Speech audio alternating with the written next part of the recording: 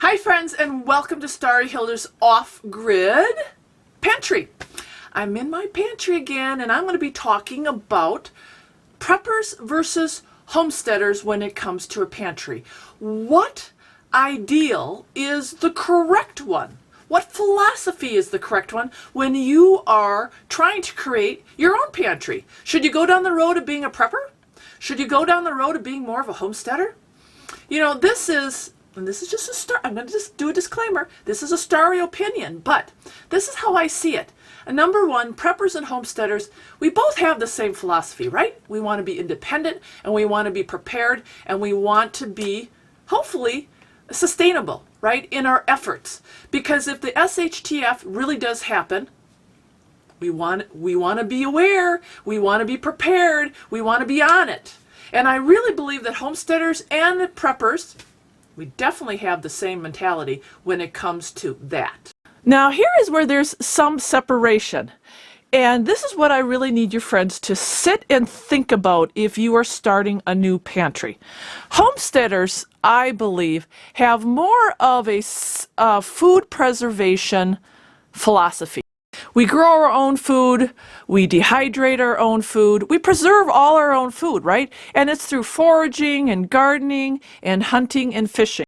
And it's not really about purchasing food, it really is about preserving our own food. Because why? We want to control what we eat. And the healthiest way to do that is by doing our own food preparation. Now, preppers focus a little bit different on their food. They are looking at long-term food storage, usually 10, 15, 20 years out, sometimes 30 years out. And the bulk of their purchases will be purchases. They're not growing their own food. So they're buying freeze-dried items. They're buying things in bulk, and they're putting them in Mylar bags with oxygen absorbers. Very serious about long-term food storage. But friends, here is the weakness in going too far to one extreme and too far to the other extreme and not meshing in the middle. If you are really serious about starting your own pantry, stop before you make a conscious choice to pick one over the other. Don't pick one over the other. What did I just say? The preppers focus on long term. A lot of freeze-dried foods, a lot of prepackaged foods. Well, what's so bad about that? Well, if you're looking at daily life, you're missing kind of a big boat right there, because a part of having a pantry is so that you can save money, right? And you can have food items at your disposal, hopefully daily. You can go into that pantry and use it. Prepping pantries, not so much, because their stuff is sealed away. You're not going to be eating freeze-dried food every day. And the same philosophy also, this is the flaw as a nurse and a nutritionalist. If the SHTF really does hit the fan, you're relying heavily on prepackaged foods. Now, how many of those freeze-dried foods and prepackaged foods from Augustin Farms and wherever else you get them thrive, are they organic? Where did they come from? How healthy are they really? Some of them are very high in salt, sodium content. Is it the best well-balanced meal? Now, a lot of preppers will say, we're in a SHF situation, so, we're just looking at survival. But I'm looking at practicality. Now, on the other hand, we look at homesteading. Where's the flaw there? Well, think about this. What happens if your garden fails one year? What happens if you didn't get a whitetail, or wasn't successful at fishing?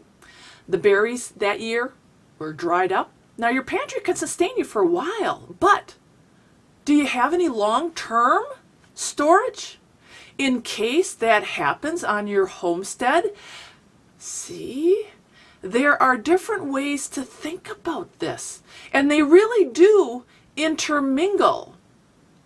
So having a well-balanced pantry and a well-balanced philosophy will really help ensure success for you friends at home when you are establishing your pantry. And even say right now you've got just a prepping pantry.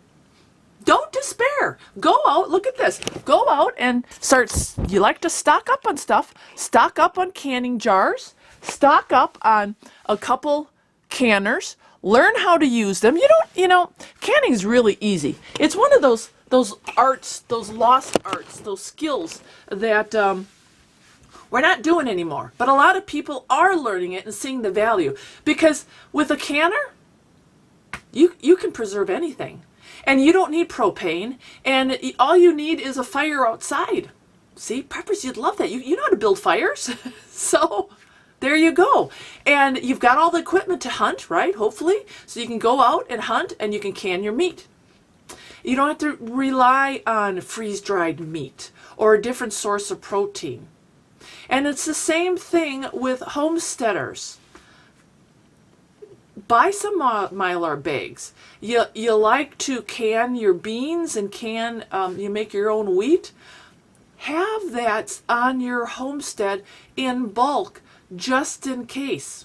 We were snowed in this winter. We couldn't go down to the grocery store.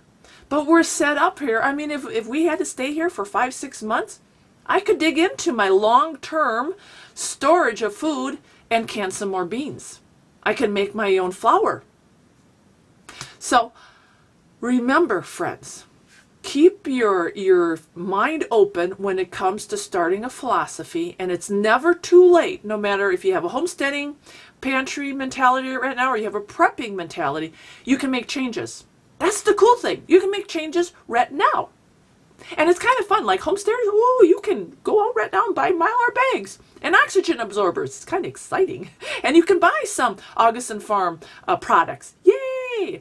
And preppers, now you can go out and you got the Starry go-ahead to buy buy a canner and buy some canning jars.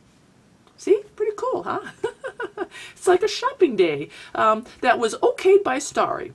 But seriously, you friends want some solid advice on how to survive on or off the grid? You see how we're doing it. And I'll tell you what, friends, we're surviving and we're set up, but we use both philosophies here on our homestead. All right, God bless, and get out there and change your philosophy with your pantry so that you too can be successful.